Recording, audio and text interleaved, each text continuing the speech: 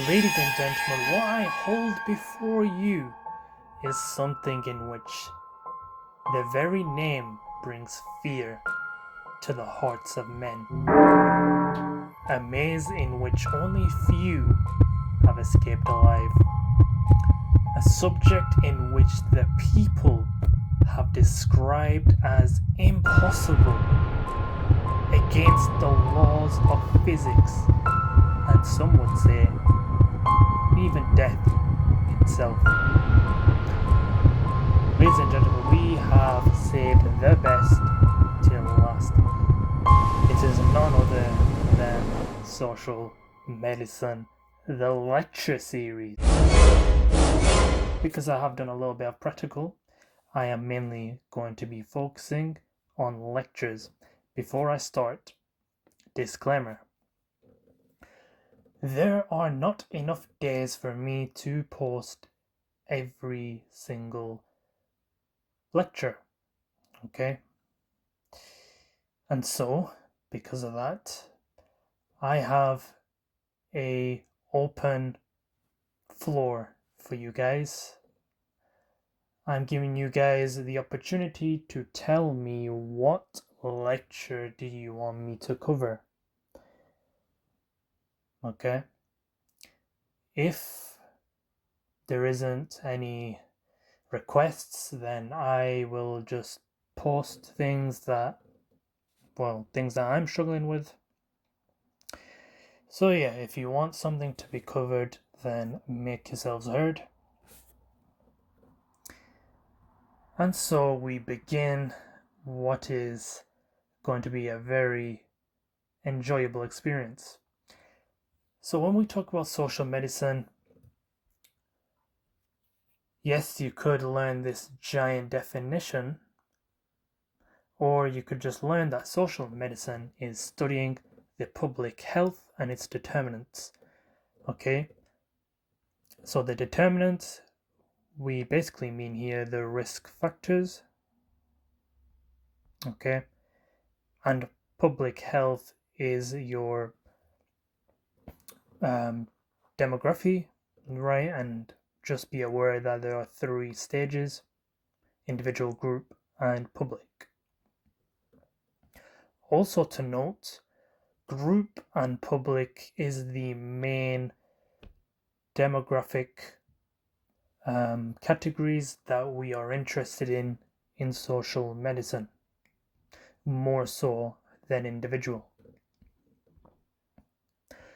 Now, you must have seen this diagram many of times, and so here we see social medicine and clinical medicine. Now, what this diagram is trying to get at is that there's a difference between the two. The clinical doctor, just your normal doctor, your GP, this clinical doctor is interested in the health of the patient, okay, their personal health, but this is specifically for medical inquiries, biological problems, right? The clinical doctor is not interested in problems that are outside the sphere of, medicine. All right. However, the social doctor does not look at the individual, but looks at the community. It looks at the wider sphere. Okay. And what they are looking at is what risk factors affect the health of the community. All right. And so what I mean by risk factors here, it could be social risk factors, could be economic, okay, could be psychological, and so on and so forth. Okay. Economic could be, access to healthcare. All right. The available budget for certain services. All right. Social risk factors. This could be certain things like stress, especially in the workplace. Could be personal or family. And we will see more of these risk factors when we cover the social gradient. Okay, the social gradient.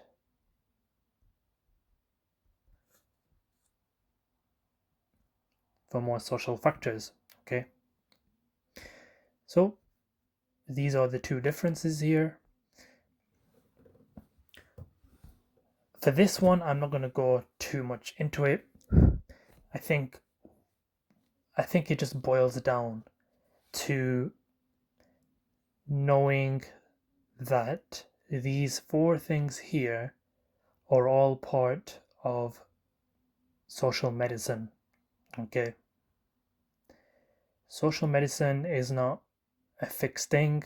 It can be broken down into different topics. Okay, and these are the four different types.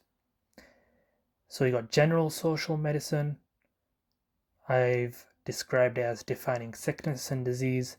Integrated public sciences. This is where you study at university this particular topic, and it covers economics, stats, and demography.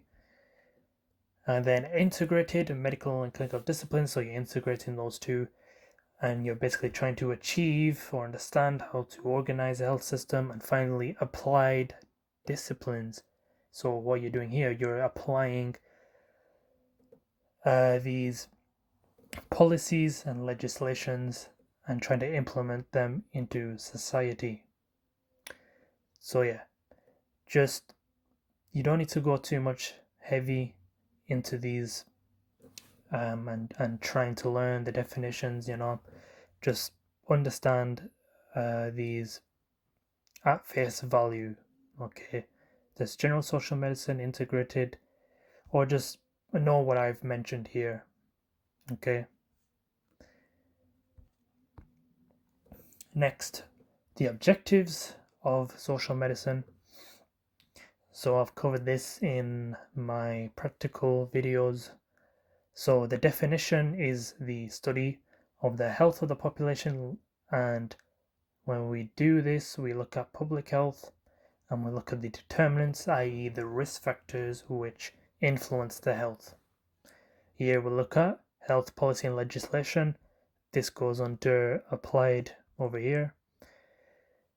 Same with healthcare management and services, health education and promotion. So this actually goes under primary prevention.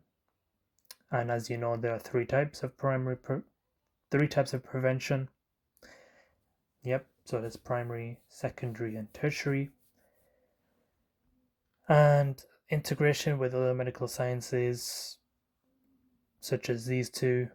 Yep. So when you look at objectives, right, it's basically highlighting these four areas. So health policy, we could, for an example, think of Alma Ata. This was a conference that happened in, well, we will see what date it is, and basically here, what the conference was about is ensuring that a primary health system was established. Okay, that's in a nutshell. And yeah, let's carry on. All right, history. Okay, so we don't want to get too involved in all these different things. We just want to keep it simple. Johann Peter Frank. This dude, basically, what he tried to accomplish is essentially he saw his government trying to recruit people to join the army. However, the health of the society was very poor in regards to the normal civilians, right? However, the army had some sufficient healthcare. And so what he proposed to the government is, yo, take care of these people and maybe they might join the army. And so this led to the government actually taking care of the civilians through healthcare measures. Okay. So Johann Peter Frank, health for the civilians. John Snow, as we will see in another lecture, right? In some other video I will cover. He basically did a study on cholera outbreak. Okay. Next, Bradford Hill. He is an individual who gave us a list of criteria in which basically makes statistical studies more authoritative, more believable. Okay, so Bradford Hill, statistical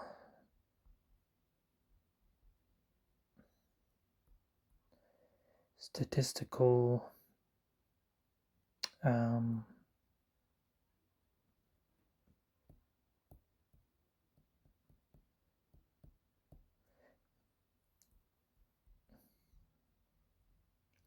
Statistical Authority and the World Health Organization.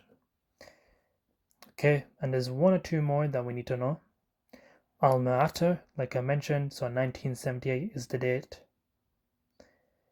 So they composed a health strategy, provides health services. Okay, so basically establishing a primary healthcare system. And yep, let's look at a few more. 1949, Department of Social Medicine in Plovdiv. I think this is in accordance with this man, Mr. Todor Zahariev. Okay, the first guy to implement the social medical department in Plovdiv.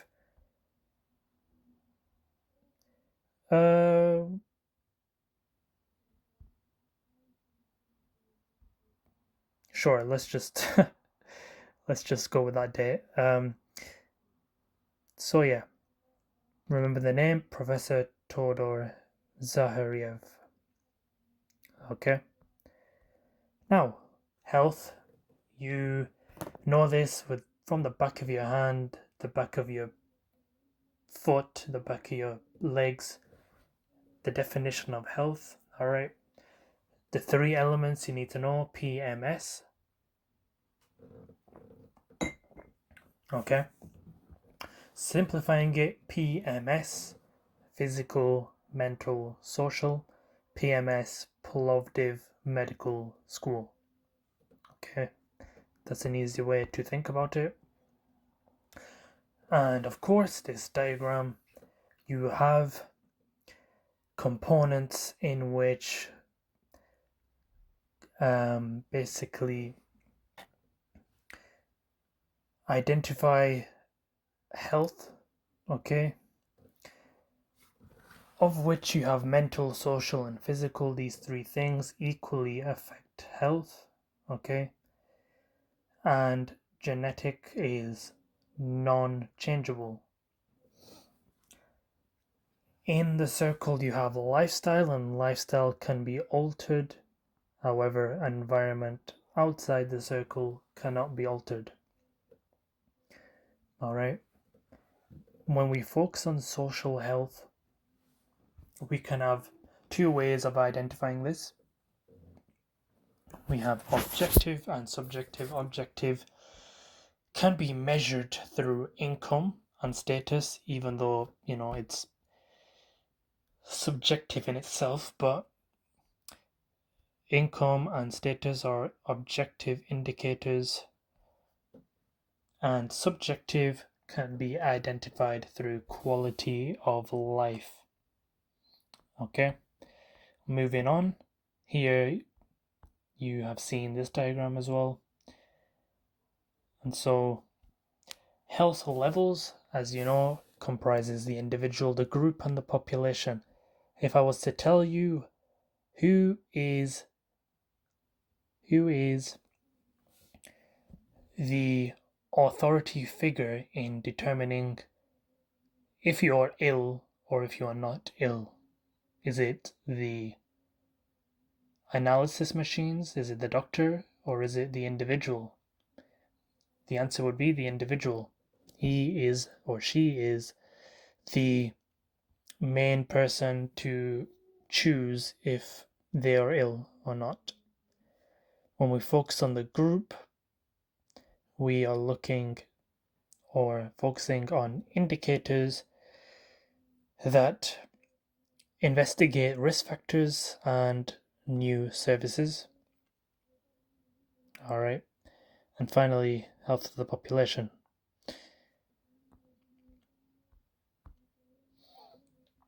Now, social factors. Here, as you can see, social factors can be affected by certain areas of life, personally, familially, professionally, publicly, and related to healthcare services, as you can see. Personal with diet and with culture. Okay. Family, it can be an abusive family. Professionally, can have work stress. This comes under the social gradient. Public can be pollution. This is an indirect risk factor. Again, we'll have a look at these in a minute. And related to the healthcare services, access. Okay. This comes under, obviously, the economic aspect of our risk factor determinants. And so we look at the social gradient, the social determinants. So the social determinants comprise of 8, I think. And so the social gradient basically describes that the more rich you are, the more access to health you have, and vice versa with poorer people. More P equals more health. Stress, okay, that's pretty self-explanatory. Stress is bad, okay. Stress equals negative. Early life, okay, so this basically means healthy mom, healthy kid.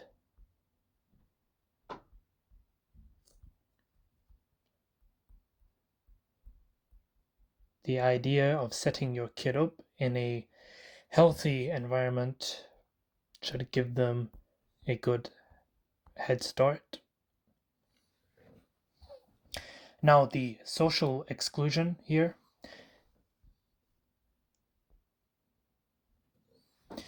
Okay, so this is the idea that minorities per se have a more difficult time accessing health.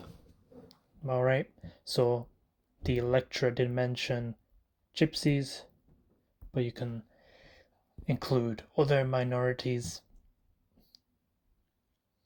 Okay, work. This again relates to stress, and also it describes control, and a lack of control leads to diseases.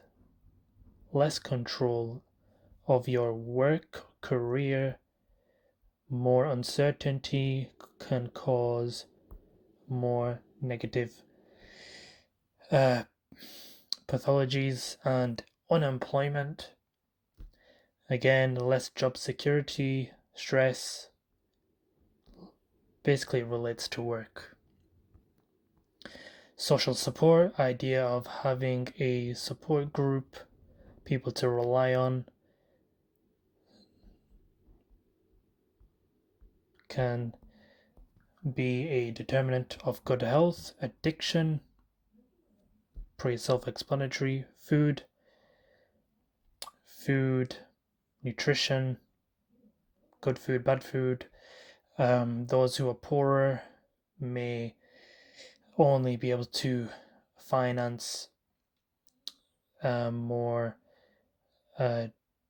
less nutritious food like takeaways, etc. And transport, this is self-explanatory as well. More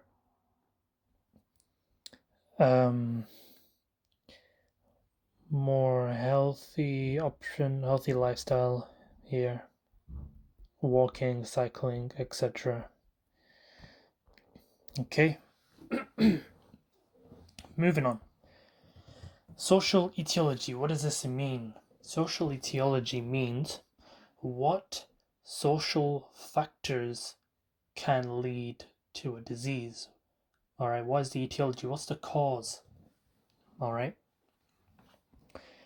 Now here we can have negative and positive factors, and we can have direct and indirect factors. Let's start off with negative and positive. So negative can be smoking and pollution, but here we can break this down. Smoking is direct because you're smoking, and indirect is something that's not directly related to you, so pollution, as you can see, and this can cause damaging effects to your health. Now, positive factors could be certain things like banning smoking, reducing CO2 emission, all right, wearing face masks, okay, and other things, right? There can be positive factors. There's not only negative, there could be positive factors as well. Social prevention, all right? How can we prevent disease, all right? How can we prevent disease through social? How can we prevent disease from certain social factors? So again, we have the idea of primary, secondary, and tertiary prevention.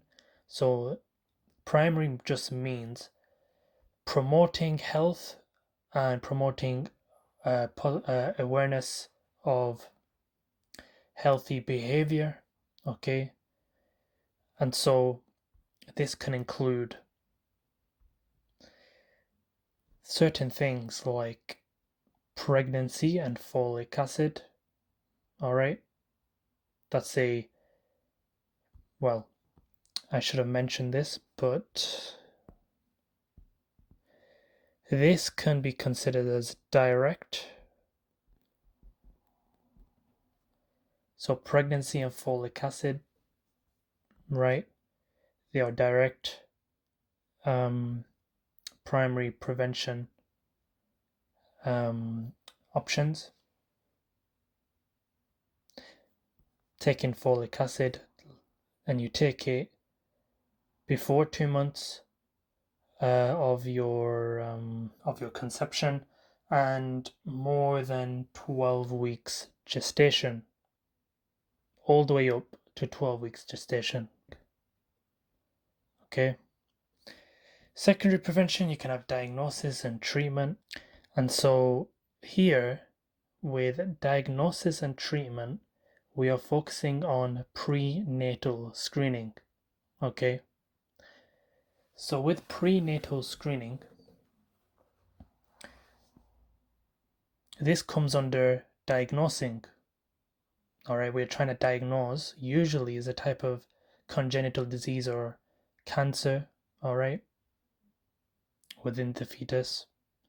Or screening, maternal screening can be for cancers, all right, cancers, congenital conditions. And then tertiary is all about limiting disability and promoting rehabilitation. Okay. Focusing more on primary and secondary, we have two categories within each. So primary here, we have specific and general. Specific primary prevention can be vitamin D and vaccinations. Okay, because here we are trying to tackle a disease in which we have a specific knowledge of. All right, so we are covering a narrow bandwidth of potential problems. However, in general, we are covering a wide base. All right, so it's not specific. So this is all about keeping good general hygiene, diet, sleep, that sort of thing. But with secondary prevention here, we have specific and non-specific. Okay, in specific, we do specific measures such as screening. All right, and so I've mentioned congenital or cancers, but non-specific can be your standard or routine prophylactic exam. Okay, so your general, you could say, prostate examination and some other general checkups to the GP. All right. So primary prevention is pregnancy, you have folic acid, all right, and primary can be specific or general. All right, so here this would be specific actually. This would be specific. Kind of messed that up. As you can see, I'm rusty as well. I'm quite rusty. All right, so that's specific. But then when we focus on secondary, it can be specific and non-specific. So this actually would be specific. It's all about trial and error and just getting better. All right. Next, social therapy. So this is about eliminating the risk factors and promoting positive factors. All right. So what we're trying to do here, encourage positive activities, positive lifestyle through healthy eating, through exercise. All right. Things like that. And rehabilitation. Now, the job of the doctor does not end when, well, actually, it does end when you've concluded your diagnosis and your treatment. However, the social medical doctor, all right, like I said, focuses on the wider community. All right, so what happens here is that we try and integrate the person back into the community, and that requires a team, not just a GP, but requires psychologists, physiotherapists, maybe counselors and endocrinologists and other types of doctors and specialities. Okay, rehabilitation, we try and integrate the person back into the community because health, as we have mentioned, is physical, mental, and social well-being. All right, now we are coming to the final parts. Health indicators. What are health indicators? Health indicators are basically these measures. Indicators are necessary to be issued by these countries, European countries, in order to basically be transparent with the public in what is working basically and what is not working in the country in terms of health. All right, so maybe the access to certain services, the mortality rate, the uh, morbidity, and that sort of thing. Okay, so it's the idea of the government basically issuing the public transparent information on its health status. Okay, health information, health status. And so this is summarized in the initials here, ECHI, European community health indicators. And actually, the first issue of this to be made is the ECHI 1 project. 1 meaning is the first one to be made. Okay, so as you can see here, serve as a basis for health information and a knowledge system. And this is basically operated by someone or some thing called DG Sanko. Now, DG Sanko is I'm not gonna give you too much information, but basically it's a body or this directorate which basically is in charge of disseminating information such as the ECHI to the public, right? Making it accessible through online portal platforms, right? So it allows info to be spread to the public easily, and it should be accessible. We will see the factors which are here. It should be, we'll read it together, easy to read and understand, so the public should be it shouldn't be too complicated for the public. It should be policy relevant, so they shouldn't put down some random things that doesn't even concern the public. Mutually consistent, available in a timely fashion, all right, so not delaying certain policies that are issued, available for everyone. Okay, it should be comparable, all right, so we should see that these health indicators, how they changed over time, selected from reliable sources, so we should see the source of the information, and it's not too complicated. All right, and these are the main categories that are involved in the ECHI: demographic and socioeconomic. So here we focus on population and socioeconomic factors. All right, and as you all know, I think I've included it down here. Did I include it?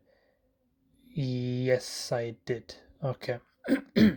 So when we look at population, yeah, we look at obviously the characteristics, including the size, growth, and density. And as you already know, you have two sections: population statics and dynamics. Statics is fixed, it doesn't involve time, however, dynamics does, and this includes natural change and mechanical being migration. Okay, health status, mortality, morbidity. All right, pretty standard. Determinants of health. So determinants of health, so these are your personal factors here. And finally, health systems. These are basically your policy legislation. All right, so those are all a part of the ECHI requirements. Moving on, here you have something about healthy life years indicator. This basically just means how many years does this country, how long in general do the people live without disability?